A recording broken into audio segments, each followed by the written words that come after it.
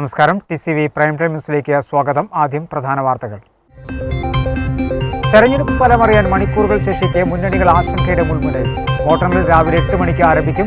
വോട്ടെണ്ണലിന് വിപുലമായ സൗകര്യങ്ങൾ. ആദ്യ ഫലസൂചനകൾ 8:30 ശേഷം. തത്സമയ വിശേഷങ്ങളുമായി TCV. ഫലം അപ്പോൾ അറിയിക്കാൻ TCVയിൽ സംവിധാനം. ആശങ്കയേറ്റി കോവിഡ് കണക്കുകൾ ഉയർന്നതിന് 35,636 പേർക്ക് പുതുതായി രോഗം. 24 മണിക്കൂറിനിടെ 1,46,474 സാമ്പിളുകൾ പരിശോധിച്ചു. കൂടുതൽ രോഗികൾ കോഴിക്കോട് ജില്ലയിൽ. 15,493 പേർ രോഗമുക്തരായി. 48 മരണങ്ങൾ കൂടി സ്ഥിരീകരിച്ചു. മലപ്പുറം ജില്ലയിൽ 3,354 പുതിയ രോഗികൾ. സമ്പർക്കത്തിലൂടെ 3,173 പേർക്ക് രോഗം. ടെസ്റ്റ് പോസിറ്റിവിറ്റി നിരക്ക് 27.68%. 1,622 പേർക്ക് രോഗമുക്തി. നിയന്ത്രണം വിട്ട ചരക്ക് ലോറി വൈദ്യുതി പോസ്റ്റിൽ ഇടിച്ചു മറിഞ്ഞു. പെരുവഴി അമ്പലത്ത് പുലർച്ചെയോടെയാണ് അപകടം നടന്നത്. തൊഴിലാളികളുടെ അവകാശങ്ങളെ ഉറപ്പിച്ച ഇന്ന് മെയ് ദിനം.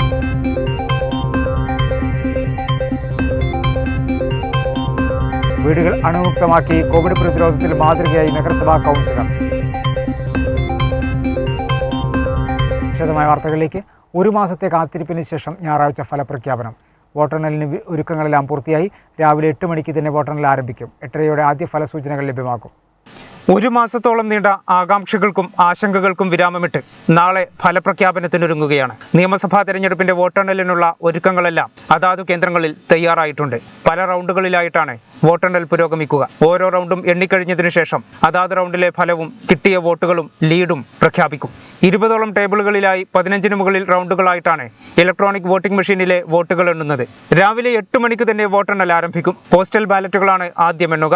8:30 ഇലക്ട്രോണിക് വോട്ടിംഗ് മെഷീനിലെ വോട്ടുകളും എണ്ണാൻ ആരംഭിക്കും. പോസ്റ്റൽ ബാലറ്റുകൾ എണ്ണുന്നതിന് പ്രത്യേകം ടേബിളുകൾ സജ്ജീകരിച്ചിട്ടുണ്ട്. വോട്ടിംഗ് യന്ത്രങ്ങളിലെ വോട്ടുകളും പ്രത്യേകം സജ്ജീകരിച്ച മറ്റു ടേബിളുകളിൽ എണ്ണും. ഓരോ റൗണ്ടും എണ്ണിക്കഴിയുമ്പോൾ അതാത് ഫലങ്ങൾ തെരഞ്ഞെടുപ്പ് കമ്മീഷന്റെ വെബ്സൈറ്റിലും തത്സമയം പ്രസിദ്ധീകരിക്കും. പൂർണ്ണമായും കോവിഡ് പ്രോട്ടോകോൾ പാലിച്ചായിരിക്കും വോട്ടെണ്ണൽ നടക്കുകയെന്ന് ജില്ലാ കളക്ടർ അറിയിച്ചിട്ടുണ്ട്. 566 EVM കൗണ്ടിംഗ് ടേബിൾസും ജില്ലയിൽ 160 പോസ്റ്റിംഗ് ബാലറ്റ് കൗണ്ടിംഗ് ടേബിൾസുമാണ് നമ്മൾ രൂപീകരിച്ചിട്ടുണ്ട്. സോ ടോട്ടലി പിന്നെ ഒരു 16 ETPBS സർവീസ് വോട്ടറിൻ്റെ പോസ്റ്റിംഗ് ബാലറ്റായിട്ട് വരുന്ന ഇലക്ട്രോണിക് പോസ്റ്റൽ ബാലറ്റ് ഒരു 16 ടേബിളും രൂപീകരിച്ച് ആകെ 742 ടേബിൾസാണ് നമ്മൾ ജില്ലയിലെ കൗണ്ടിങ്ങിൻ്റെ വേണ്ടി രൂപീകരിച്ചിട്ടുണ്ട്. ഇൻ 90 ഹാൾസ് 90 ഹാളിലെയാണ് 742 ടേബിൾസ് നമ്മൾ രൂപീകരിച്ചിട്ടുണ്ട്. പ്രത്യേകം തയ്യാറാക്കിയ 13 കേന്ദ്രങ്ങളിലാണ് വോട്ടെണ്ണൽ നടക്കുക.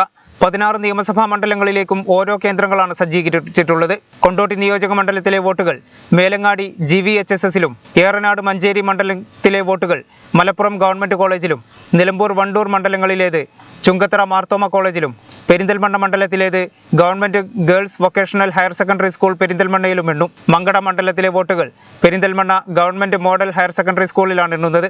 മലപ്പുറം മണ്ഡലത്തിലെ വോട്ടുകൾ മലപ്പുറം MSP ഹയർ സെക്കൻഡറി സ്കൂളിലും, വേങ്ങര മണ്ഡലത്തിലേത് തിരൂരങ്ങാടി PSMO കോളേജിലും, വള്ളിക്കുന്ന് മണ്ഡലത്തിലെ വോട്ടുകൾ തിരൂരങ്ങാടി GHSSലും, തിരൂരങ്ങാടി മണ്ഡലത്തിലേത് KMMO അറബിക് കോളേജ് തിരൂരങ്ങാടിയിലും എണ്ണും. താനൂർ തിരൂർ മണ്ഡലത്തിലെ വോട്ടുകൾ തിരൂർ SSM പോളിടെക്നിക്കിലാണ് എണ്ണുന്നത്. കോട്ടക്കൽ മണ്ഡലത്തിലെ വോട്ടുകൾ തിരൂർ ബോയ്സ് ഹയർ സെക്കൻഡറി സ്കൂളിലും, തവനൂർ മണ്ഡലത്തിലേത് Kelappaji college of agricultural and engineering കോളേജിലും, പൊന്നാനി മണ്ഡലത്തിലേത് AV ഹയർ സെക്കൻഡറി സ്കൂൾ പൊന്നാനിയിലും വോട്ടുകൾ എണ്ണും. ഒരു മാസത്തോളം നീണ്ട കാത്തിരിപ്പിന് ശേഷം നാളെ ജനവിധി പ്രഖ്യാപിക്കുകയാണ്. എല്ലാ ഒരുക്കങ്ങളും പൂർത്തിയായി കഴിഞ്ഞു. നാളെ ഉച്ചയോടെ ഫലപ്രഖ്യാപനം പൂർത്തിയാകും. കാത്തിരിക്കാം. ആര് വാഴും ആരെല്ലാം വീഴുമെന്നറിയാൻ. കേരള വിഷനു വേണ്ടി ക്യാമറാമാൻ മുഹമ്മദ് യാസിനൊപ്പം ജംഷീർ. ജില്ലയിൽ വമ്പന്മാർ വീഴുമെന്ന് സർവേ ഫലങ്ങൾ. വിവിധ ചാനലുകളുടെ നേതൃത്വത്തിൽ നടത്തിയ സർവേ ഫലങ്ങൾ മുന്നണികളിൽ ആകാംക്ഷയും ആശങ്കയും സൃഷ്ടിക്കുന്നു. UDFിൻ്റെ ശക്തി കേന്ദ്രമായ മലപ്പുറത്ത് ഇക്കുറി 6 നില മെച്ചപ്പെടുത്തുമെന്നറിയാൻ ഇനി മണിക്കൂറുകൾ മാത്രമാണ് ശേഷിക്കുന്നത്. UDFിന്റെ ശക്തി കേന്ദ്രമായ മലപ്പുറത്ത് ഇക്കുറി UDF നില മെച്ചപ്പെടുത്തുമോ LDF നില മെച്ചപ്പെടുത്തുമോ എന്ന ആകാംക്ഷയ്ക്ക് വിരാമമിടാൻ ഇനി മണിക്കൂറുകൾ മാത്രമാണുള്ളത്. വിവിധ ചാനലുകളുടെ നേതൃത്വത്തിൽ നടത്തിയ സർവേ ഫലങ്ങൾ മുന്നണികളിൽ ആകാംക്ഷയും ആശങ്കയും സൃഷ്ടിക്കുന്നുണ്ട്. കോൺഗ്രസ് മത്സരിക്കുന്ന മണ്ഡലങ്ങളായ നിലമ്പൂർ, വണ്ടൂർ, പൊന്നാനി, തവനൂർ മണ്ഡലങ്ങളിൽ കോൺഗ്രസ് സ്ഥാനാർത്ഥികൾ പരാജയപ്പെടുമെന്ന് ചില ചാനലുകൾ പ്രവചിച്ചപ്പോൾ നിലമ്പൂർ, വണ്ടൂർ സീറ്റുകൾ കോൺഗ്രസ് വിജയിക്കുമെന്ന സർവേകളും പുറത്തു വന്നിട്ടുണ്ട്. കഴിഞ്ഞ 20 വർഷമായി AP അനിൽകുമാർ കൈവശം വെച്ചിരുന്ന വണ്ടൂരിൽ ഇക്കുറി LDFന് അട്ടിമറി വിജയമെന്നാണ് കേരളത്തിലെ പ്രമുഖ ചാനലിന്റെ പ്രഖ്യാപനം. LDF ക്യാമ്പയിൻ ആഹ്ലാദവും ആശ്വാസമാണെങ്കിലും വണ്ടൂരിലെ UDFന്റെ കോട്ട ആർക്കും തകർക്കാൻ കഴിയില്ലെന്ന ഉറച്ച വിശ്വാസമാണ് UDFനുള്ളത്. വണ്ടൂരിൽ പുതുമുഖ സ്ഥാനാർത്ഥി P. മിഥുന സിറ്റിംഗ് MLA AP അനിൽകുമാറിനെതിരെ കടുത്ത മത്സരം തന്നെയാണ് കാഴ്ചവെച്ചത്. 1996 ആവർത്തിക്കുന്ന കാത്ത് LDFും തുടർച്ചയായ 5ാം വിജയത്തിൽ സംശയമില്ലാതെ UDFും നിൽക്കുമ്പോൾ നാളെ ഇതിനുള്ള ഉത്തരം ലഭിക്കും. വോട്ടെണ്ണും മുമ്പേ വിട പറഞ്ഞ VV പ്രകാശ് മത്സരിക്കുന്ന നിലമ്പൂരിൽ സർവേകൾ ഇരുമുന്നണികൾക്കും വിജയസാധ്യത പ്രവചിക്കുന്നു. നിലമ്പൂരിൽ VV പ്രകാശ് വിജയിക്കുമെന്ന് UDF ഉറച്ചു വിശ്വസിക്കുന്നു. എന്നാൽ 2ാം വിജയം ഉറപ്പുന്ന PV അൻവറും LDFും ഉറപ്പിക്കുന്നു. മുസ്ലിം ലീഗ് മത്സരിക്കുന്ന തിരൂർ, പെരിന്തൽമണ്ണ, താനൂർ, തിരൂരങ്ങാടി, മങ്കട, മഞ്ചേരി മണ്ഡലങ്ങളിലും കോൺഗ്രസ് മത്സരിക്കുന്ന പൊന്നാനി, തവനൂർ മണ്ഡലങ്ങളിലും ഇഞ്ചോടിഞ്ച് പോരാട്ടമാണ് നടക്കുന്നത്. വേങ്ങര, മലപ്പുറം, കോട്ടക്കൽ, വള്ളിക്കുന്ന്, കൊണ്ടോട്ടി, ഏറനാട് മണ്ഡലങ്ങളിൽ ഭൂരിപക്ഷം സംബന്ധിച്ച് മാത്രമാണ് UDFന് കേന്ദ്രങ്ങൾ നോക്കുന്നത്. ഈ മണ്ഡലങ്ങളിൽ അമിത പ്രതീക്ഷ LDFനും ഇല്ല. സംസ്ഥാനത്ത് തന്നെ ഏറ്റവും കൂടുതൽ നിയമസഭാ മണ്ഡലങ്ങൾ മലപ്പുറത്താണ്, 16 എണ്ണം. ഇതിൽ 12 UDFും LDFന് 4 എന്നിങ്ങനെയാണ്. 14 മണ്ഡലങ്ങൾ വരെ ലഭിക്കുമെന്ന UDF വിലയിരുത്തുമ്പോൾ ഇക്കുറി 6 മണ്ഡലങ്ങൾ ഉറപ്പെന്ന് LDFും പറയുന്നു. വോട്ടെണ്ണൽ ദിവസം നിയന്ത്രണങ്ങൾ കർശനമാക്കിയതായി Tirur circle inspector TP Farshad. അനാവശ്യമായി പുറത്തിറങ്ങുന്നവർക്കെതിരെ IPC ഒഫൻസുകൾക്ക് പുറമെ പകർച്ചവ്യാധി തടയൽ നിയമപ്രകാരവും കേസെടുക്കുമെന്നും CI പറഞ്ഞു. യാതൊരു കാരണവശാലും തെരഞ്ഞെടുപ്പിന്റെ വോട്ടെണ്ണലിനോട് അനുബന്ധിച്ചുള്ള ആഹ്ലാദ പ്രകടനങ്ങളോ കൂടിച്ചേരലുകളോ അനുവദിക്കുന്നതല്ല. അതുപോലെ സ്ഥിരമായിട്ട് കൗണ്ടിങ്ങിനോടനുബന്ധിച്ച് നമ്മൾ കാണുന്നതാണ് വാഹനങ്ങളിൽ, പൊടിവെച്ച വാഹനങ്ങളിൽ ചീർപ്പായുന്ന ചെറുപ്പക്കാർ. ഇത്തവണ അത്തരത്തിലുള്ള വാഹനങ്ങൾ സീസ് ചെയ്യുകയും ബഹുമാനപ്പെട്ട കോടതി മുമ്പാകെ അത് ഹാജരാക്കുകയും ചെയ്തു. കൂടാതെ നാളത്തെ തെരഞ്ഞെടുപ്പിൻ്റെ വോട്ടെണ്ണലിനോടനുബന്ധിച്ച് നേരത്തെ പറഞ്ഞ കാര്യങ്ങളിൽ ഏതിലെങ്കിലും ഒന്നിൽ വയലേഷൻ വരുത്തുന്നവർക്കെതിരെ IPC ഒഫൻസുകൾ കൂടാതെ കേരള എപ്പിഡമിക് ഓർഡിനൻസ് പ്രകാരമുള്ള കുറ്റങ്ങൾ കൂടി ചുമത്തിയിട്ടാണ് നടപടി സ്വീകരിക്കുക. അതുകൊണ്ട് തന്നെ നമ്മുടെ ഈ മഹാമാരി നമുക്ക് നിയന്ത്രിക്കേണ്ടതുണ്ട്, നമ്മുടെ ജീവൻ നിലനിർത്തേണ്ടതുണ്ട്, നമ്മുടെ ജീവിതം സുഗമമായി മുന്നോട്ട് പോകേണ്ടതുണ്ട്. അതിനുവേണ്ടി നമ്മുടെ തെരഞ്ഞെടുപ്പിൻ്റെ വോട്ടെണ്ണൽ അത് COVID-19 കൂടുന്നതിനുള്ളൊരു കാരണമായി കൂടാൻ പാടില്ല. എല്ലാവരും നാളത്തെ ആഹ്ലാദ പ്രകടനങ്ങളിൽ നിന്നും കൂടിച്ചേരലുകളിൽ നിന്നും വിട്ടുനിന്നുകൊണ്ട് ആഹ്ലാദങ്ങളും സന്തോഷങ്ങളുമെല്ലാം വീടിൻ്റെ 4 ചുമരുകളിൽക്കുള്ളിൽ ഒരുങ്ങിക്കൂടിക്കൊണ്ട് ആഹ്ലാദിക്കണമെന്നും മറ്റുള്ള ഒഴിവാക്കണമെന്നും എല്ലാവരോടും സ്നേഹപൂർവ്വം അഭ്യർത്ഥിക്കുകയാണ്. തെരഞ്ഞെടുപ്പ് ഫലപ്രഖ്യാപനം തത്സമയം വീക്ഷിക്കാൻ സൗകര്യമായി കേരള വിഷനും TCVയും രാവിലെ 8 മണി മുതൽ തത്സമയ വിവരങ്ങളും വിശകലനങ്ങളുമായി ഞങ്ങളെത്തും. സമ്പൂർണ്ണമായ ഫലം പ്രേക്ഷകരിലെത്തിക്കാൻ വിപുലമായ സൗകര്യങ്ങൾ കേരള വിഷനും TCVയും ഒരുക്കിയിട്ടുണ്ട്. തൊഴിലാളികളുടെ അവകാശങ്ങളെ ഓർമ്മിപ്പിച്ച ഇന്ന് മെയ് ദിനം. ചിക്കാഗോയിൽ നടന്ന അവകാശ പോരാട്ടമാണ് ലോക തൊഴിലാളി ദിനമായി ആഘോഷിക്കുന്നത്. തൊഴിൽ സമയം 8 മണിക്കൂറാക്കാനുള്ള പോരാട്ടങ്ങളുടെ സ്മരണയിലാണ് ലോകമെങ്ങും മെയ് ദിനമായി ആചരിക്കുന്നത്. മെയ് 1 ലോക തൊഴിലാളി ദിനം. തൊഴിലിന്റെ മഹത്വവും തൊഴിലാളികളുടെ അവകാശങ്ങളെയും ഓർമ്മിപ്പിച്ചുകൊണ്ടാണ് മെയ് ദിനം ലോകമെങ്ങും ആചരിക്കുന്നത്. 1886 മെയ് മാസത്തിൽ ചിക്കാഗോയിൽ 8 മണിക്കൂർ ജോലി എന്ന ആവശ്യവുമായി നടന്ന തൊഴിലാളി സമരത്തിന്റെയും തുടർന്ന് നടന്ന പോലീസ് വെടിവെപ്പിൽ ഉണ്ടായ അനേകം പേരുടെ രക്തസാക്ഷിത്വവും പിന്നീട് ലോകത്തിന്റെ വിവിധ കോണുകളിൽ നടന്ന തൊഴിലാളി സമരങ്ങളുമൊക്കെ മെയ് ദിന ചരിത്രത്തിലെ ഏടുകളാണ്. 19ാം നൂറ്റാണ്ടിൽ അമേരിക്കയിലെ തൊഴിലാളി യൂണിയൻ പ്രസ്ഥാനത്തിലാണ് തൊഴിലാളി ദിനം ആദ്യമായി ആചരിച്ചു തുടങ്ങിയത്. 8 മണിക്കൂർ ജോലി സമയമാക്കിയതിന്റെ വാർഷികമായി മെയ് 1 തൊഴിലാളി ദിനമായി പിന്നീട് വിവിധ രാജ്യങ്ങളിൽ ആചരിച്ചു തുടങ്ങി. ഇന്ന് 80-ലധികം രാജ്യങ്ങളിൽ മെയ് ദിനം പൊതു അവധിയാണ്. കേരളത്തിൽ മെയ് ദിനത്തോടനുബന്ധിച്ച് വിവിധയിടങ്ങളിൽ നടക്കാറുള്ള മെയ് ദിന റാലികളും പരിപാടികളും കോവിഡ് പ്രോട്ടോകോളിന്റെ ഭാഗമായി ഇത്തവണ നടക്കില്ല. മുഖ്യമന്ത്രി പിണറായി വിജയൻ ഫേസ്ബുക്ക് പോസ്റ്റിലൂടെ ഏവർക്കും മെയ് ദിന ആശംസകൾ നേർന്നു. കോവിഡ് മഹാമാരി സൃഷ്ടിച്ച പ്രതിസന്ധിയിൽ ഏറ്റവും അധികം പ്രയാസം നേരിടുന്നത് തൊഴിലാളികളാണെന്നും മഹാമാരി നേരിടുന്നതിനുള്ള പ്രവർത്തനങ്ങളിൽ മുന്നിട്ടിറങ്ങിയാവട്ടെ ഇത്തവണത്തെ തൊഴിലാളി ദിനമെന്നും അദ്ദേഹം ഫേസ്ബുക്ക് പോസ്റ്റിൽ കുറിച്ചു. ലോകമെമ്പാടും മെയ് ദിനം ആചരിക്കുന്ന പ്രിയപ്പെട്ടവർക്ക് കേരള വിഷന്റെയും തൊഴിലാളി ദിന ആശംസകൾ. സംസ്ഥാനത്ത് പ്രതിദിന കോവിഡ് കണക്ക് ആശങ്കാജനകം വിധം ഉയർന്നു തന്നെ നിൽക്കുന്നു. 35,636 പേർക്ക് പുതുതായി രോഗം ബാധിച്ചു. 24 മണിക്കൂറിന് 1,46,474 സാമ്പിളുകൾ പരിശോധിച്ചു. ടെസ്റ്റ് പോസിറ്റിവിറ്റി നിരക്ക് 24.33%. 5,554 രോഗികളുള്ള കോഴിക്കോട് ജില്ല തന്നെയാണ് രോഗബാധിതരുടെ എണ്ണത്തിൽ മുന്നിൽ നിൽക്കുന്നത്. 15,493 പേർ രോഗമുക്തരായി. 48 മരണങ്ങൾ കൂടി സ്ഥിരീകരിച്ചു. ആകെ മരണസംഖ്യ 5,356 ആയി. ഇന്ന് നമ്മുടെ സംസ്ഥാനത്ത് 35,636 പേർക്കാണ് രോഗബാധയുണ്ടായത്. ആകെ പരിശോധന നടത്തിയത് 1,46,474 കോവിഡ് ബാധിച്ച് 48 പേർ ഇന്ന് മരണമടഞ്ഞിട്ടുണ്ട്. സംസ്ഥാനത്ത് ചികിത്സയിലുള്ളവർ 3,23,828. കഴിഞ്ഞ 2 ദിവസങ്ങളെ അപേക്ഷിച്ച് പുതുതായി രോഗം സ്ഥിരീകരിക്കുന്നവരുടെ എണ്ണത്തിൽ കുറവ് വന്നിട്ടുണ്ട്. ഇന്ന് കോഴിക്കോട് 5,554, എറണാകുളം 5,002, തൃശൂർ 4,070, മലപ്പുറം 3,354, തിരുവനന്തപുരം 3,111, ആലപ്പുഴ 2,536, കോട്ടയം 2,515, പാലക്കാട് 2,499, കൊല്ലം 1,648, കണ്ണൂർ 1,484, പത്തനംതിട്ട 1,065, കാസർഗോഡ് 1,006, ഇടുക്കി 978, വയനാട് 814 എന്നിങ്ങനെയാണ് ജില്ലകളിൽ ഇന്ന് രോഗബാധ സ്ഥിരീകരിച്ചത്. കഴിഞ്ഞ 24 മണിക്കൂറിനിടെ 1,46,474 സാമ്പിളുകളാണ് പരിശോധിച്ചത്. ടെസ്റ്റ് പോസിറ്റിവിറ്റി നിരക്ക് 24.33 ആണ്. സൗത്ത് ആഫ്രിക്കയിൽ നിന്നും വന്ന ഒരാൾക്ക് കഴിഞ്ഞ 24 മണിക്കൂറിനകം കോവിഡ് സ്ഥിരീകരിച്ചു. ആകെ 11 പേരിലാണ് ജനിതക വകഭേദം വന്ന വൈറസിനെ കണ്ടെത്തിയത്.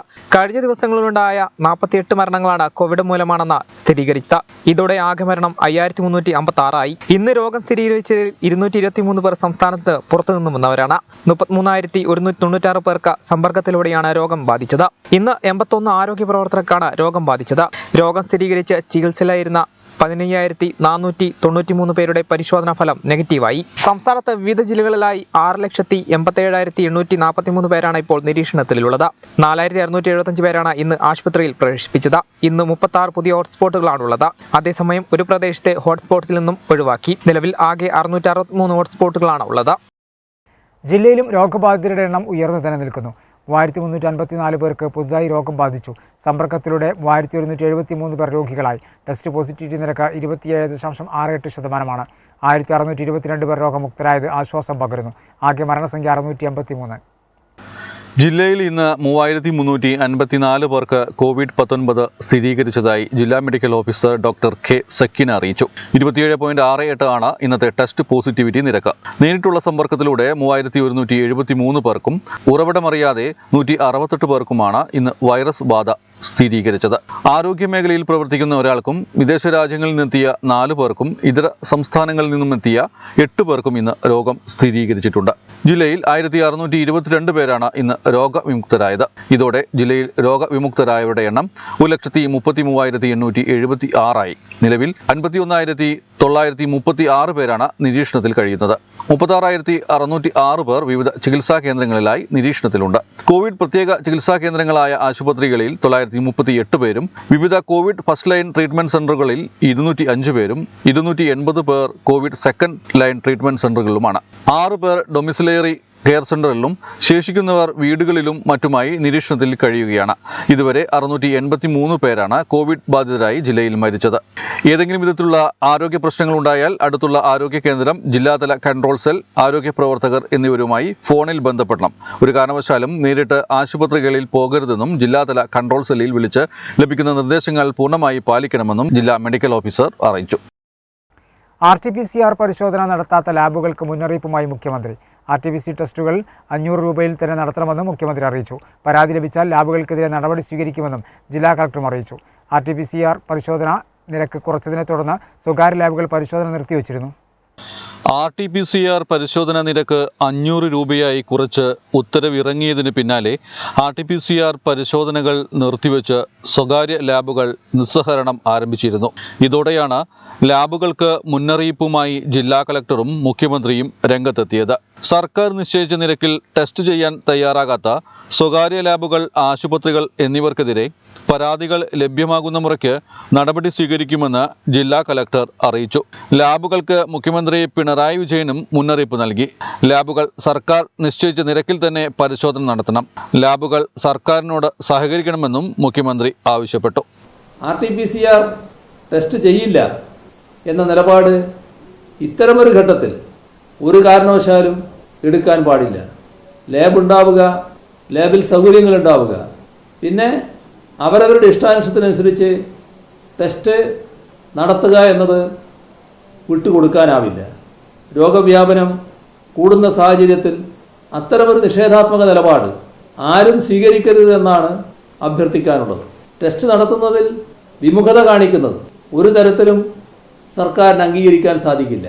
ജില്ലയിലെ പല സ്വകാര്യ ലാബുകളിലും ആശുപത്രികളിലും RT-PCR ടെസ്റ്റിന് സർക്കാർ നിശ്ചയിച്ച നിരക്കിൽ നടത്തുന്നില്ലെന്ന് വ്യാപകമായ പരാതികൾ ലഭ്യമായ സാഹചര്യത്തിലാണ് കലക്ടർ മുന്നറിയിപ്പ് നൽകിയത്.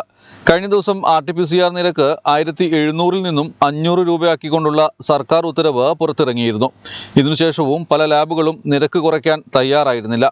ലാബുകളുടെ നിലപാട് വാർത്തയായതോടെ പാലക്കാടും കോഴിക്കോടും തിരുവനന്തപുരത്തും DYFI പ്രതിഷേധവുമായി എത്തി. അതിനിടെ ചില ലാബുകളിൽ പഴയ നിരക്കിൽ പരിശോധന തുടരുന്നുണ്ട്. നിരക്ക് കുറച്ച സർക്കാർ തീരുമാനത്തിനെതിരെ കോടതിയെ സമീപിക്കാനാണ് ലാബ് ഉടമകളുടെ ആലോചന. തീരദേശ പഞ്ചായത്തായ വെട്ടത്ത് കോവിഡ് വ്യാപനം വർദ്ധിച്ച സാഹചര്യത്തിൽ പഞ്ചായത്ത് അംഗങ്ങളുടെയും RRT അംഗങ്ങളുടെയും നേതൃത്വത്തിൽ കോവിഡ് പ്രതിരോധ ഹോമിയോ മരുന്നുകളും ബോധവൽക്കരണ ലഘുലേഖ വിതരണവും നടന്നു. വെട്ടത്ത് കോവിഡ് വ്യാപനം വർദ്ധിച്ച സാഹചര്യത്തിലാണ് പഞ്ചായത്ത് അംഗങ്ങളുടെയും RRT അംഗങ്ങളുടെയും നേതൃത്വത്തിൽ കോവിഡ് പ്രതിരോധ ഹോമിയോ മരുന്നുകളും ബോധവൽക്കരണ ലഘുലേഖയും വിതരണം ചെയ്തത്. 18-ാം വാർഡിൽ വിദ്യാനഗറിൽ പഞ്ചായത്ത് അംഗം കളറിക്കൽ മഹർഷിയുടെ നേതൃത്വത്തിലാണ് വിതരണം നടന്നത്. RRT അംഗങ്ങളായ KK Shafeeq, Ali Pallath, PP Latheef, PP Salam, Afsal Navas, Majida, ASHA worker Suhara, Radha teacher തുടങ്ങിയവരുടെ നേതൃത്വത്തിൽ ടീമുകളായി തിരിച്ച് അരിക്കാഞ്ചിറ കോളനി, കാഞ്ഞിരക്കുറ്റി, വിദ്യാനഗർ എന്നിവിടങ്ങളിലായി കോവിഡ് പ്രോട്ടോകോൾ പാലിച്ചുകൊണ്ടാണ് വിതരണം നടന്നത്. മലപ്പുറത്ത് 6 പഞ്ചായത്തുകളിൽ കൂടി നിരോധനാജ്ഞ പ്രഖ്യാപിച്ചു. നേരത്തെ നിരോധനാജ്ഞ നിലവിലുള്ള പഞ്ചായത്തുകളിൽ നിരോധനാജ്ഞ ഒരാഴ്ചത്തേക്ക് കൂടി നീട്ടാനും ഉത്തരവായി. ഇതോടെ ജില്ലയിൽ നിയന്ത്രണങ്ങളുള്ള ആകെ തദ്ദേശ സ്ഥാപനങ്ങളുടെ എണ്ണം 55ആയി. നിലവിൽ നിരോധനാജ്ഞ നിലനിൽക്കുന്നതും പുതുതായി നിയന്ത്രണങ്ങൾ ഏർപ്പെടുത്തിയതുമായ തദ്ദേശ സ്ഥാപനങ്ങൾ ഉൾപ്പെടെ ആകെ 55 തദ്ദേശ സ്ഥാപന പരിധികളിലാണ് നിലവിൽ നിയന്ത്രണങ്ങളുള്ളത്. ടെസ്റ്റ് പോസിറ്റിവിറ്റി നിരക്ക് 30% മുകളിലുള്ള തദ്ദേശ സ്ഥാപനങ്ങളിലാണ് നിരോധനാജ്ഞ പ്രഖ്യാപിക്കുകയോ ദീർഘിപ്പിക്കുകയോ ചെയ്തിട്ടുള്ളത്. എടരിക്കോട്, ഒഴൂർ, കരുളായി, കാവന്നൂർ, മക്കരപ്പറമ്പ്, മൂത്തേടം പഞ്ചായത്തുകളിലാണ് പുതുതായി നിരോധനാജ്ഞ പ്രഖ്യാപിച്ചത്. കഴിഞ്ഞ 3 ഉത്തരവുകളിലായി നിരോധനാജ്ഞ ഏർപ്പെടുത്തിയിട്ടുള്ള 32 പഞ്ചായത്തുകളിൽ 2 ആഴ്ചത്തേക്ക് കൂടി നിരോധനാജ്ഞ ദീർഘിപ്പിച്ചുകൊണ്ട് ഉത്തരവായി. ഈ മാസം 14 വരെയാണ് നിരോധനാജ്ഞ ദീർഘിപ്പിച്ചിട്ടുള്ളത്. ഇതോടെ ആകെ നിരോധനാജ്ഞ നിലവിലുള്ള തദ്ദേശ സ്ഥാപനങ്ങളുടെ എണ്ണം 55ആയി.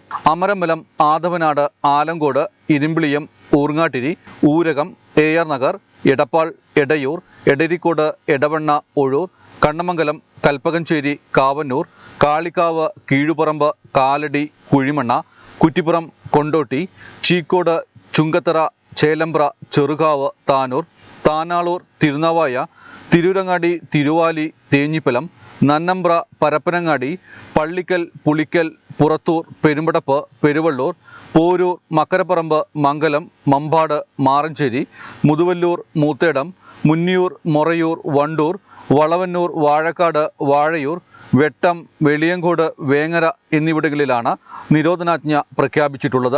ഇതനുസരിച്ച് 5-ൽ കൂടുതൽ ആളുകൾ കൂട്ടം കൂടാൻ പാടില്ല. വിവാഹങ്ങൾ കോവിഡ് ജാഗ്രതാ പോർട്ടലിൽ മുൻകൂട്ടി രജിസ്റ്റർ ചെയ്യണം. പരമാവധി 50 ആളുകൾക്കാണ് വിവാഹ ചടങ്ങുകളിൽ പങ്കെടുക്കാൻ കഴിയുക. മരണാനന്തര ചടങ്ങുകളിൽ 20 പേർക്ക് മാത്രമേ പങ്കെടുക്കാൻ അനുവാദമുള്ളൂ. മതപരമായ പ്രാർത്ഥനകൾക്കും ചടങ്ങുകൾക്കും സ്ഥാപനത്തിന്റെ വിസ്തീർണമനുസരിച്ച് 50 പേർ വരെ പങ്കെടുക്കാമെന്നും കലക്ടറുടെ ഉത്തരവിൽ പറയുന്നു. താനാളൂർ പഞ്ചായത്തിൽ രോഗികളുടെ എണ്ണം കുതിച്ചുയർന്നു. രോഗബാധിതരായി 168 പേർ. 22-ാം വാർഡും കണ്ടെയ്ൻമെന്റ് സോണായി പ്രഖ്യാപിച്ചു. താനാളൂർ പഞ്ചായത്തിൽ ദിനംപ്രതി രോഗബാധിതരുടെ എണ്ണം കൂടി വരുന്ന സാഹചര്യത്തിലാണ് കേപ്പുരം, കുണ്ടുങ്ങൽ 22-ാം വാർഡും കണ്ടെയ്ൻമെന്റ് സോണായി പ്രഖ്യാപിച്ചത്. നേരത്തെ 28 വാർഡുകളിൽ കണ്ടെയ്ൻമെന്റ് സോണായി പ്രഖ്യാപിച്ചിരുന്നു. ഓരോ ദിവസവും രോഗബാധിതരുടെ എണ്ണം വർദ്ധിച്ചു വരുന്നതിനാൽ ജനങ്ങൾ കൂടുതൽ ജാഗ്രത പാലിക്കണമെന്നും നിയന്ത്രണങ്ങൾ അംഗീകരിക്കണമെന്നും അധികൃതർ അറിയിച്ചു. പഞ്ചായത്ത് അധികൃതരും പോലീസും ആരോഗ്യവകുപ്പും അതീവ ശ്രദ്ധയോടെ പ്രവർത്തിച്ചു വരുന്നുണ്ട്.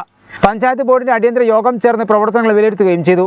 ദിനേന രോഗികൾ വർദ്ധിച്ചു വരുന്ന സാഹചര്യത്തിൽ മൂലക്കൽ ദയാ ഹോസ്പിറ്റലിൽ കോവിഡ് രോഗികളെ പരിചരിക്കുന്നതിനാവശ്യമായ നടപടികൾ ആരംഭിക്കാനും തീരുമാനിച്ചിട്ടുണ്ട്. കേപ്പുരം, കുണ്ടുങ്ങലിലെ പ്രധാന റോഡുകളെല്ലാം കണ്ടെയ്ൻമെന്റ് സോണിന്റെ ഭാഗമായി അടച്ചു. ജനങ്ങൾ കൂടുതൽ നിയമങ്ങൾ പാലിക്കണമെന്നും കോവിഡ് നിയന്ത്രണങ്ങൾ പൂർണ്ണമായി അംഗീകരിക്കണമെന്നും പഞ്ചായത്ത് അധികൃതർ ആവശ്യപ്പെട്ടു. വീടുകൾ അണുമുക്തമാക്കി കോവിഡ് പ്രതിരോധത്തിൽ മാതൃകയായി നഗരസഭാ കൗൺസിലർ. താനൂർ നഗരസഭാ കൗൺസിലർ PT അക്ബറാണ് കോവിഡ് പോസിറ്റീവായിട്ടുള്ള ആളുകളുടെ വീടുകൾ അണുമുക്തമാക്കി പ്രതിരോധ പ്രവർത്തനങ്ങൾ മാതൃകയാകുന്നത്. എല്ലാ തരത്തിലുമുള്ള സുരക്ഷിത മാർഗങ്ങളും PP കിറ്റും ധരിച്ചാണ് അക്ബർ നേരിട്ട് ശുചീകരണത്തിനെത്തിയത്. നഗരസഭയിലെ 13-ാം ഡിവിഷനിൽ കഴിഞ്ഞ ദിവസങ്ങളിൽ വിവിധ വീടുകളിലായി 9 പോസിറ്റീവ് കേസുകൾ സ്ഥിരീകരിച്ചിരുന്നു. പ്രതിരോധ പ്രവർത്തനങ്ങളുടെ ഭാഗമായി കൗൺസിലറുടെ നേതൃത്വത്തിൽ ഉച്ചഭാഷിണിയിലൂടെ ജാഗ്രതാ നിർദ്ദേശവും വേണ്ട മുന്നറിയിപ്പുകളും തുടർച്ചയായി നൽകിക്കൊണ്ടിരുന്നു. അതോടൊപ്പം ആരോഗ്യ പ്രവർത്തകരുടെ സേവനങ്ങൾ ഉറപ്പാക്കുകയും മരുന്നുകളും മറ്റും എത്തിക്കുകയും ചെയ്തു. ഇത്തരം പ്രവർത്തനങ്ങളുടെ ഭാഗമായി ചാഞ്ചേരിപ്പറമ്പ് പ്രദേശങ്ങളിൽ രോഗാവസ്ഥ നിയന്ത്രിക്കാനും സാധിച്ചു. ആരോഗ്യ പ്രവർത്തകരായ അരുൺ, സുജിത, അരുണിമ, ശ്യാമിലി എന്നിവരും ആശാ വർക്കർമാരായ ബീന, നിഷ, നസീമ തുടങ്ങിയവരും തന്നോടൊപ്പം ഉണ്ടായിരുന്നുവെന്ന് അക്ബർ കൂട്ടിച്ചേർത്തു. സ്വച്ഛ് കേരള യജ്ഞത്തിന്റെ ഭാഗമായി സേവാഭാരതി താനൂർ പരിയാപുരം യൂണിറ്റ് ശുചീകരണ പ്രവർത്തനം നടത്തി. മുക്കോല ടൗണും ക്ഷേത്രങ്ങളും പള്ളിയും അണുമുക്തമാക്കി.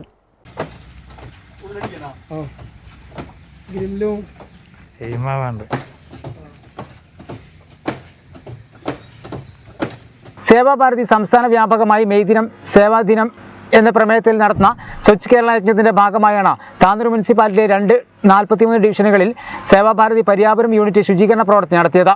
മുക്കോല സ്കൂൾ പടി ടൗണിലും ഗണപതിയങ്കാവ് മഹാവിഷ്ണു ക്ഷേത്രത്തിലും പൂരപ്പറമ്പ് ഭഗവതി ക്ഷേത്രത്തിലും മുക്കോല പള്ളിയിലും സാനിറ്റൈസർ ചെയ്ത് ശുദ്ധീകരിക്കുകയും ചെയ്തു. 2 ഡിവിഷനിലെയും പ്രധാന വഴികളും വൃത്തിയാക്കി. നിയന്ത്രണം വിട്ട ചരക്ക് ലോറി വൈദ്യുതി പോസ്റ്റ് ഇടിച്ചു മറിഞ്ഞു. തിരൂർ പെരുവഴി അമ്പലത്ത് പുലർച്ചെയോടെയാണ് അപകടം നടന്നത്. അപകടത്തിൽ 3 പേർക്ക് പരിക്കേറ്റു. തിരൂർ പെരുവഴി അമ്പലത്ത് ശനിയാഴ്ച പുലർച്ചെ 3 മണിയോടെയാണ് അപകടം നടന്നത്. തിരുനെൽവേലിയിൽ നിന്നും പഴവും പച്ചക്കറിയും കയറ്റി വരികയായിരുന്ന TN 72 AY 8773 നമ്പർ ലോറിയാണ് വൈദ്യുതി പോസ്റ്റിൽ ഇടിച്ചു മറിഞ്ഞത്. വളവ് ശ്രദ്ധിക്കാതെ പോയതാണ് അപകട കാരണമെന്ന് ഡ്രൈവർ പറഞ്ഞു. അപകടത്തിൽ ഡ്രൈവർ അടക്കം ലോറി ജീവനക്കാരായ സുകുമാരൻ, മുത്തുകുമാർ, മുരുകൻ എന്നിവർക്ക് പരിക്കേറ്റു. ഇവരെ തിരൂർ ജില്ലാ ആശുപത്രിയിൽ എത്തിച്ചു. திருநெல்வேலி மாவட்டம் களக்காட்டிலேருந்து வரோம். வர பட்சத்தில் இடத்துல டேனிங் இருக்கிறது அறியல டிரைவர் கட்டுப்பாட்டை மீறி வண்டியோட வந்துட்டு ஒரு டேனிங்கே அறியலை. ஸ்பீடு குறைச்சே வந்துச்சு. முன்னாடி வரல. இது ஃபஸ்ட் டைம் வர பட்சத்தில் ஒரு ஆட்டோ டிரைவர் கட் பண்ணி வண்டியில் போய் மாறிச்சு. ஒரு 2-2:30 மணி இருக்கும். இன்னும் இருக்க ஆளுக்கெல்லாம் எங்களை ரிமூவ் பண்ணி கவர்மெண்ட் ஆஸ்பத்திரிக்கு அனுப்பி நான் ஆஸ்பத்திரி ட்ரீட்மெண்ட் எடுத்து நான் நிற்கி. ஆனால் இடத்துல கொஞ்சம் டேனிங் இருக்குது, யாருக்கும் அறியல. സ്പീഡ് ബ്രേക്ക് இருந்தால் ഓരളവ് അറിയും. ഇവരെ പിന്നീട് പ്രാഥമിക ചികിത്സയ്ക്ക് ശേഷം വിട്ടയച്ചു. അപകടം നടന്ന വളവിൽ സിഗ്നൽ ഇല്ലാത്തതാണ് അപകട കാരണമെന്നാണ് നാട്ടുകാർ പറയുന്നത്. ഇവിടെ ഈ വളവിലും അതായത് ആഴ്ചയിൽ 1-2 അപകടങ്ങൾ ഉണ്ടാകുന്നുണ്ട്. ഇതിനു മുമ്പേ ഒരു 6 മാസം മുമ്പ് ഈ നമ്മുടെ ബിൽഡിങ്ങിലേക്ക് ഒരു ഗ്യാസ് സിലിണ്ടറിൻ്റെ വണ്ടി ഇടിച്ച്, സിലിണ്ടറല്ല ഗ്യാസിൻ്റെ ക്യാപ്സൂൾ ഇടിച്ചിട്ട് ഇവിടെ ആകെ പ്രശ്നമായിട്ട് അത് ബിൽഡിങ് പൊട്ടി. അതിനുശേഷം അവർ കൊണ്ടുപോയി. ഇന്ന് വരെ നമുക്ക് അതിനൊരു പരിഹാരം ഇതുവരെ. ഞങ്ങളിത് പല പ്രാവശ്യം ഞങ്ങൾ PWDയിൽ കംപ്ലയിൻറ്റ് കൊടുത്തിട്ടുണ്ട്. എന്നിട്ടും അതിനൊരു സ്പീഡ് ബ്രേക്കറോ കാര്യങ്ങളോ അല്ലെങ്കിൽ ലൈറ്റോ കാര്യങ്ങളോ ഒന്നും ഇതുവരെ ഉണ്ടായിട്ടില്ല. പക്ഷേ ഇതിങ്ങനെ നടക്കണമെന്നുണ്ടെങ്കിൽ ഇതൊരു 2ാമത്തെ വട്ടപ്പാറായി മാറും. ഇവിടെ ജനങ്ങൾ താമസിക്കുന്ന സ്ഥലമാണ്. ഇതിൽ ഗ്യാസിൻ്റെ ക്യാപ്സൂളാണ് കൂടുതലായിട്ട് രാത്രി പോയിക്കൊണ്ടിരിക്കുന്നത്. ഇവിടെ വലിയ കണ്ടെയ്നറുകളും. ഇതിന് എന്തെങ്കിലും ഒരു പരിഹാരം ഗവൺമെൻറ് കണ്ടിട്ടില്ല എന്നുണ്ടെങ്കിൽ PWD ഡിപ്പാർട്ട്മെൻറ്റ് കണ്ടിട്ടില്ല എന്നുണ്ടെങ്കിൽ ഇവിടെയുള്ള ജനങ്ങൾക്ക് താമസിക്കുന്ന ഒരു ഇതായിട്ട് വരികയാണ്, ഡേഞ്ചറായിട്ട് വരികയാണ് ഇവിടെ സംഭവം. ഡിവൈഡർ സ്ഥാപിക്കണമെന്ന് പലതവണ നാട്ടുകാർ ആവശ്യപ്പെട്ടിരുന്നു. സ്ഥിരം ഒരു അപകട മേഖലയായി ഇവിടെ മാറിയിരിക്കുകയാണ്. ഇതിനു മുമ്പ് ടാങ്കർ ലോറി അടക്കം അപകടത്തിൽപ്പെട്ടിരുന്നു. എല്ലാവരും ഫാമിലിയായിട്ട് ഇവിടെ കുറേ വീടുകൾക്കെല്ലാം ബുദ്ധിമുട്ട്. അപ്പോൾ എന്തിനിപ്പോൾ നോക്കുക, ഇതിൻ്റെ പോസ്റ്റിൽ ഇടിച്ചിട്ട് കറണ്ടിൻ്റെ പ്രശ്നങ്ങളും ഇതും എല്ലാം ആയിട്ട് ഇതേമാതിരി അവിടെ ആർക്കും പുതിയതായിട്ട് വരുന്ന വണ്ടിക്കാർക്ക് മനസ്സിലാകുന്നില്ല ഇവിടെ ഈ ടേണിംഗ് ഉണ്ട് എന്നുള്ളത്. അപ്പോൾ അതിന് എന്തെങ്കിലും ഒരു സംവിധാനം ഗവൺമെൻറ് ചെയ്യണം, PWD ചെയ്യണം. ഈ 2 ഭാഗത്ത് എന്തെങ്കിലും ഒരു സ്പീഡ് ബ്രേക്ക് കൊടുക്കുകയോ അല്ലെങ്കിൽ ലൈറ്റിൻ്റെ സംഭവം എന്തെങ്കിലും ഒന്നും ചെയ്യാണ്ട് നിവർത്തില്ല. ഇതിപ്പോൾ ഞങ്ങൾ കുറേ കാലമായി ഇതിനെ പറ്റി PWDയിൽ ഞങ്ങൾ ഇതിന് മുമ്പ് ഒരു 2 മാസം മുമ്പ് മെമ്മറാണ്ടം വരെ കൊടുത്തിട്ടുണ്ടായിരുന്നു. അത് അവർ ചെയ്യുമെന്നാണ്, അതുവരെ ഒന്നും ചെയ്തിട്ടില്ല. അപ്പോൾ അതിന് എന്തെങ്കിലും നിങ്ങളതിനെ ചെയ്യണം, ഗവൺമെൻറ് ചെയ്യണം. സഹോദരങ്ങൾ ആക്രമിച്ച കേസിൽ പ്രതിപിടിയിൽ ഈശ്വരമംഗലം ചോലക്കത്തുഴയിൽ അബ്ദുള്ള ഫൈസിനെയാണ് തിരൂർ പോലീസ് അറസ്റ്റ് ചെയ്തത്. മണൽ ലോറി പോലീസിനെ കൊണ്ട് പിടിപ്പിച്ചതിലുള്ള വിരോധത്തെ തുടർന്ന് തൃപ്രംകൂട് ആനപ്പടി സ്വദേശികളായ സഹോദരങ്ങളെ ആക്രമിച്ച കേസിലെ പ്രതിയെയാണ് പോലീസ് പിടികൂടിയത്. ഈശ്വരമംഗലം ചോലക്കത്തൊടിയിൽ അബ്ദുള്ള ഫൈസിനെയാണ് തിരൂർ പോലീസ് അറസ്റ്റ് ചെയ്തത്. ഇയാളെ കോടതിയിൽ ഹാജരാക്കി റിമാൻഡ് ചെയ്തു. കേസിൽ നേരത്തെ 5 പ്രതികൾ അറസ്റ്റ് ചെയ്തിരുന്നു. പ്രായം 75 പിന്നിട്ടെങ്കിലും ചുറുചുറുക്കോടെ പള്ളി പരിപാലനത്തിൽ സജീവമാണ് ഇലനാട്ടിൽ അസീസ് എന്ന അത്തിക്ക. കോരങ്ങത്ത് ജുമാ മസ്ജിദിൽ നിന്നും അത്തിക്കയുടെ ബാങ്ക് വിളി കേൾക്കാൻ തുടങ്ങിയിട്ട് 4 പതിറ്റാണ്ട് പിന്നിട്ടു. അല്ലാഹു അക്ബർ, അല്ലാഹു അക്ബർ, അല്ലാഹു അക്ബർ, അല്ലാഹു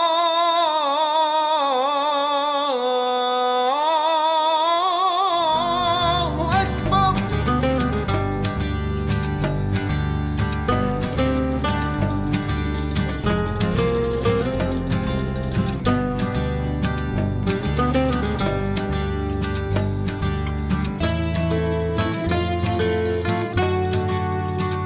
തിരുക്കോരങ്ങത്ത് ജുമാ മസ്ജിദിൽ നിന്ന് ഇലനാട്ടിൽ അസീസ് എന്ന നാട്ടുകാരുടെ പ്രിയപ്പെട്ട അത്തിക്കയുടെ ബാങ്ക് വിളി കേൾക്കാൻ തുടങ്ങിയിട്ട് 4 പതിറ്റാണ്ട് പിന്നിട്ടു.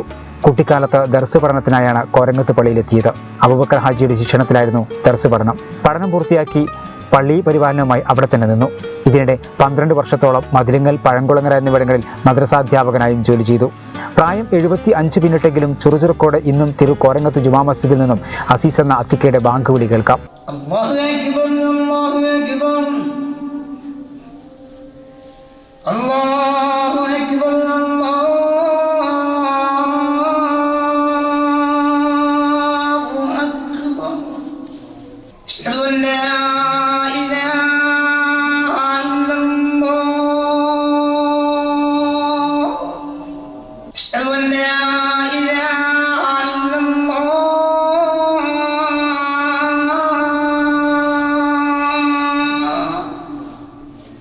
പള്ളി പരിപാലനത്തോടൊപ്പം തന്നെ മയ്യത്ത് പരിപാലനത്തിലും അതിന്റെ മറ്റു കർമ്മങ്ങളിലും അത്തിക്കയുടെ സാന്നിധ്യമുണ്ടാകും. അപകടത്തിൽപ്പെട്ട് മരണപ്പെട്ട മയ്യത്തുകൾ കുളിപ്പിക്കുന്നതിനും അത്തിക്കയാണ് നാട്ടുകാർ സമീപിക്കാറ്. ഞാനിവിടെ ഒരു 40 കൊല്ലത്തിൻ്റെ നേരെ കണ്ടായി കാണണം ഇവിടെ ജോലിക്കാരനായി. അന്ന് ഇവിടുത്തെ സെക്രട്ടറി അബു സാഹിബായിരുന്നു, മുൻ ചെയർമാൻ. പ്രസിഡന്റ് റഹ്മത്ത് അബു സാഹിബായിരുന്നു. അക്കാലത്ത് ഞാൻ ഇവിടെ വന്നതാണ്. എന്നെക്കൊണ്ട് കഴിയുന്നതായിരിക്കുന്ന പ്രവർത്തനങ്ങളൊക്കെ ചെയ്ത് വാങ്ങും കൊടുത്തും കണ്ടിട്ടാണ് ഈ കാലം വരെ ഇവിടെ നിന്ന് പോകുന്നത്. ഇപ്പോൾ വയസ്സൊക്കെ കുറേ ആയിരിക്കും എന്നല്ലാതെ കണ്ടിട്ട് പ്രത്യേകമായിട്ടൊന്നുമില്ല. പിന്നെ എൻ്റെ പ്രവർത്തനം ഞാൻ എൻ്റെ പ്രവർത്തനം പ്രവർത്തിച്ചുകൊണ്ട് അങ്ങനെ പോയിക്കൊണ്ടിരിക്കുകയാണ്. പ്രത്യേകിച്ചുമായിട്ട് എനിക്ക് പറയത്തക്ക രീതിയിലൊന്നും വിശേഷങ്ങളൊന്നുമില്ല. ഇവിടുന്ന് എനിക്ക് നല്ല സഹകരണങ്ങളും നല്ല തൃപ്തികരമായ പ്രവർത്തനമാണ് ഇവിടുന്ന് കിട്ടുന്നത്. എൻ്റെ കമ്മിറ്റി മെമ്പർമാരും പിന്നെ നാട്ടുകാരും വളരെ സഹകരണത്തോടുകൂടിയാണ് ഇത്രയും കാലം എനിക്കിവിടെ നിൽക്കാൻ കഴിഞ്ഞതിൻ്റെ ഒരു കാരണം അത് തന്നെയാണ്. കാരണം എൻ്റെ അടുത്ത് എന്ത് ഭാഗം വന്നാലും ശരി അതൊക്കെ അവർ തരണം ചെയ്തും കൊണ്ടിട്ടും എന്നോട് നിർത്തി പോകുന്നത് ഈ കാലം വരെ വളരെ ഒരു നന്ദിയാണ് അവർക്ക് രേഖപ്പെടുത്താറുള്ളത്. കോരങ്ങത്ത് പള്ളിയിൽ മറവ് ചെയ്യപ്പെട്ട ഏത് വ്യക്തിയുടെയും ഖബർ അത്തിക്ക നിഷ്പ്രയാസം കാണിച്ചു കൊടുക്കും. പ്രായം 75 പിന്നിട്ടെങ്കിലും ഇനിയുള്ള ജീവിതം ഇങ്ങനെ തന്നെയെന്നാണ് ചെറുപുഞ്ചിരിയോടെ അസീസ്ക പറയുന്നത്. അതിജീവനത്തിന്റെ കരുതൽ എന്ന മുദ്രാവാക്യവുമായി ABVP തിരൂർ നഗരസമിതിയുടെ നേതൃത്വത്തിൽ തിരൂർ നഗരത്തിൽ അണുനശീകരണം നടത്തി.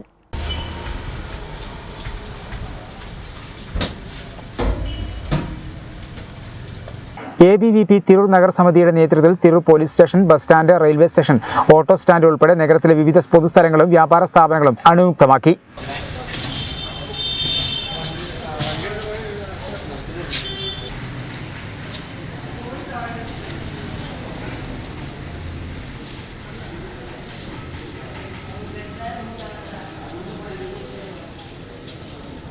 AVP Tirur Nagar president Abhijith, AVP Tirur Nagar secretary Amal എന്നിവർ നേതൃത്വം നൽകി. ജിഷ്ണു, വിഷ്ണു, അശ്വിൻ, അർജുൻ, ഷിബിൻ എന്നിവർ ശുചീകരണ പ്രവർത്തനങ്ങളിൽ പങ്കാളികളായി. അഖില ഭാരതീയ വിദ്യാർത്ഥി പരിഷത്തിൻ്റെ നേതൃത്വത്തിൽ ഇന്ന് നമ്മൾ തിരൂർ പരിസരം, അതേപോലെ Tirur police station, railway station എന്നിവിടെ ശുചിയാക്കാൻ തീരുമാനിച്ചിരിക്കുകയാണ്. ഇതിൻ്റെ കാരണവശാൽ നമുക്കറിയാം, ലോകമെമ്പാടും COVID-19 എന്ന മാരക തരംഗം മാഞ്ഞടിക്കുകയാണ്. അതിൻ്റെ പശ്ചാത്തലത്തിൽ നമ്മുടെ ABP മുന്നോട്ട് വരികയാണ്. ഇതിൻ്റെ കാരണം നമുക്കറിയാം, നമ്മുടെ ആരോഗ്യവകുപ്പും അതുപോലെ സർക്കാരുകളും നമ്മളോട് പറയാറുണ്ട്, സ്റ്റേ ഹോം, സ്റ്റേ സേഫ് എന്ന് പറയാറുണ്ട്. അത് എല്ലാവരും പാലിക്കുകയാണ് ഞങ്ങളുടെ ഇതിലൂടെ ഞങ്ങൾ തെളിയിക്കുന്നത്. എല്ലാവരും നമ്മുടെ വീടും പരിസരവും ഇതുപോലെ വൃത്തിയാക്കി സൂക്ഷിക്കുക.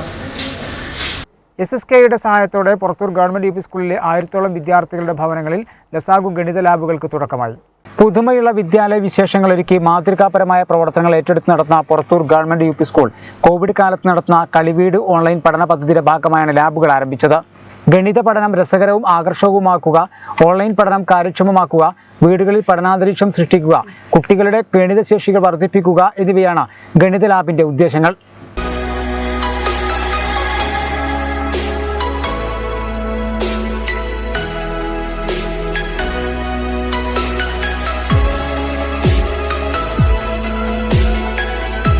കുട്ടികളോടൊപ്പം രക്ഷിതാക്കളും ഈ പ്രവർത്തനങ്ങളിൽ പങ്കാളികളാകുന്നുണ്ട്.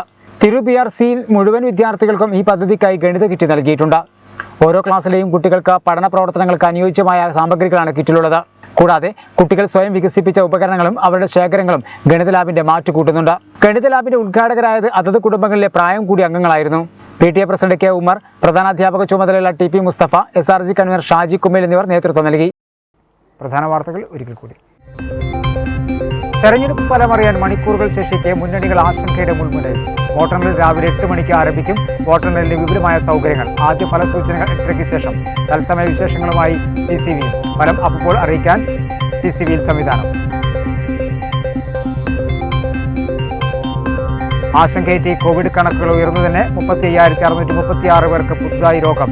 24 മണിക്കൂറിനിടെ 1,46,474 സാമ്പിളുകൾ പരിശോധിച്ചു. കൂടുതൽ രോഗികൾ കോഴിക്കോട് ജില്ലയിൽ. 15,493 പേർ രോഗമുക്തരായി. 48 മരണങ്ങൾ കൂടി സ്ഥിരീകരിച്ചു. മലപ്പുറം ജില്ലയിൽ 3,354 പുതിയ രോഗികൾ. സമ്പർക്കത്തിലൂടെ 3,173 പേർക്ക് രോഗം. ടെസ്റ്റ് പോസിറ്റിവിറ്റി നിരക്ക് 27.68%. 1,622 പേർക്ക് രോഗമുക്തി. നിയന്ത്രണം വിട്ട ചരക്ക് ലോറി വൈദ്യുതി പോസ്റ്റിൽ ഇടിച്ചു മറിഞ്ഞു. പെരുവഴി അമ്പലത്ത് പുലർച്ചെയോടെയാണ് അപകടം നടന്നത്. തൊഴിലാളികളുടെ അവകാശങ്ങളെ ഉറപ്പിച്ച ഇന്ന് മെയ് ദിനം.